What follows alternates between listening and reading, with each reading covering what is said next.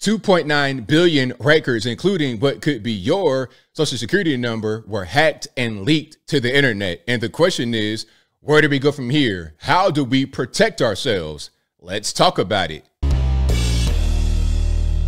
How's everybody doing? My name is Anthony Brian Logan, and today we got to talk about a group of hackers getting access to 2.9 billion records, including what could be your social security number, home address, email address, mother's maiden name, your kid's name. All that stuff could be available right now on the dark web or just on Google. You could type in your name right now and find some things you might not want to see about yourself easily available on the internet. Now, there's a lot of questions. The main thing is, how did this happen? Well, there was a data broker. We'll talk more about them in a minute, but a data broker called National Public Data got hacked.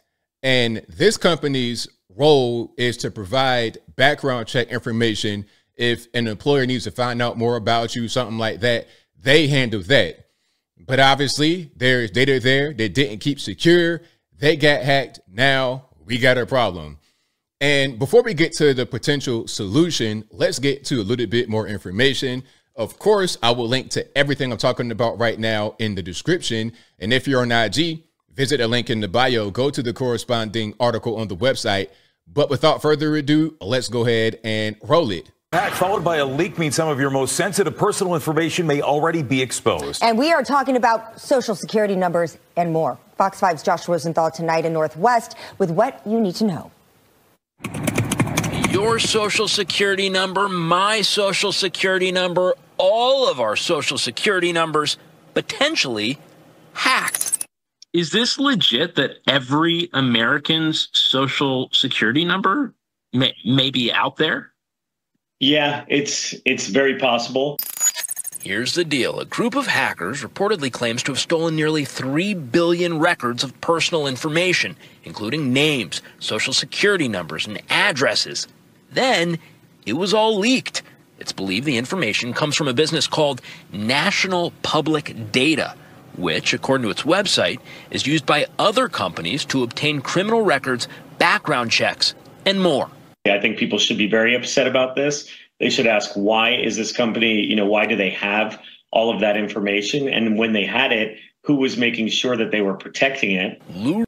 That's a good question. And the reality is there's more companies just like that who may be even more vulnerable.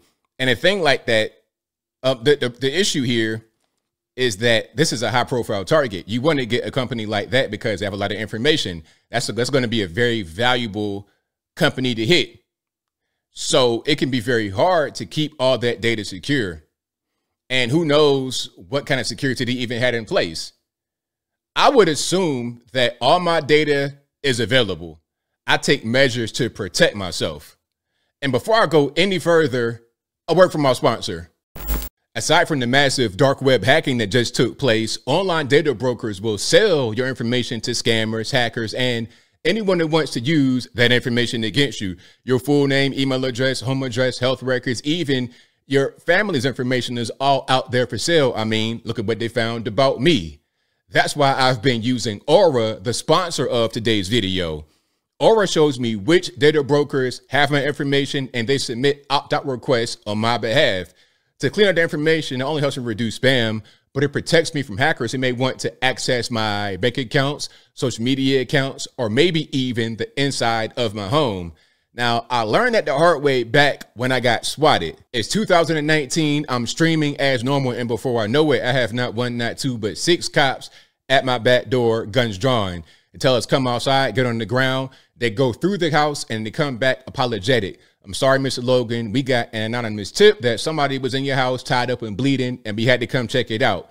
I'm willing to bet that whoever sent that false claim against me purchased my information from an online data broker. You may be thinking, hey, ABL, why would I need Aura? I'm not a YouTuber. I'm not a streamer. How could the service protect me? Well, aside from National Public Data and that whole kerfuffle, AT&T just revealed that over 73 million existing and former customer records were released to the dark web.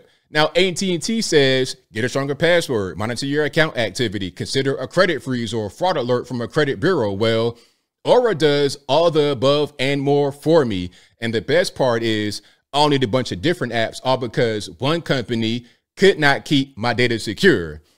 If your data was in the AT&T breach or the National Public Data breach, just download Aura, activate it, and let it work in the background, keeping you safe. I value my privacy and I value yours. Visit aura.com/Anthony Logan through the link in the description box to start your free 2-week trial today. And we're back. So hopefully that sponsor can help you protect your data at a time like this where you really going to need it. And I think anytime you're going to need this service, because there's always data brokers doing things they shouldn't be doing with your data on these interwebs. Now, let's check out News Nation and get a little bit more info on what's going on with the whole data breach kerfuffle. Check it out. Rico is a cybersecurity expert. He served 9 tours in Iraq and Afghanistan for us. Brother, thank you. And 9 tours, my goodness, man. Thank you. Thank you for your service for real. I don't mean to be cliche, but good man, good man, and good night. Thank you for being here tonight. I appreciate it. Thank you. It's an honor working with you. How screwed am I, Rico, right now? You're not that screwed, but we are all pretty much going to get hit on this one. Unfortunately, a cyber threat acting group, a very big hacktivist group, teamed up with other activist groups and threat acting groups and exfiltrated, 2.9 billion data points right now. And the going market rate right now is $3.5 million. That's what they're asking for it. Now, they were asking for 3.5. Unfortunately, a lot of it already got posted. So I don't know if they were not able to sell it, if they did sell it and still released it, if they themselves got hacked. I don't know what's going on, but a lot of the data is out there already. So please, please, please take steps to protect yourself. Let's continue. So there's this whole other world that doesn't get a lot of attention about how many corporations and governments pay people off to have the hack stop. I mean, it's definitely the weakest part of our asset group of our national security. But the Social Security part matters. How compromised are Americans by this hack with that information? So what I would say is go ahead and presume that because of this and another breach that happened, the OPM organization, if you're in this one or that one, your Social Security is pretty much gone and the threat acting group has it and it's for sale on the dark web. If not, this breach right here will actually prove that your Social Security more than likely is going to be sold as well. So now it's time to buckle down, bare knuckle down, and actually do some proactive things about it.